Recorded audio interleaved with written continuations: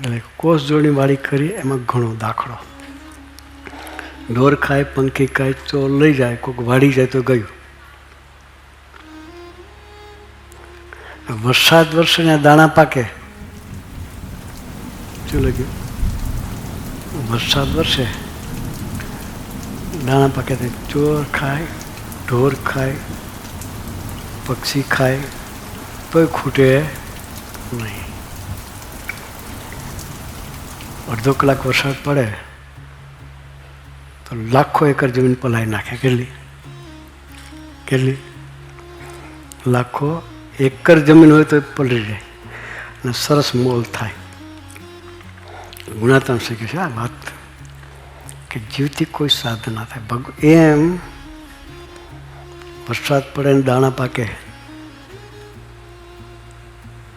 એમ સંત એ આપણે માટે વરસાદ તુલ્ય છે.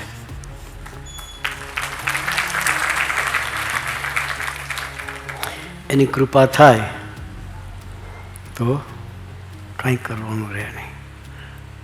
સાધના પાસે કાંઈ ના થાય. હવે સંતો સાથે દોસ્તી કરી એ જ મોટું સાધન. કયું?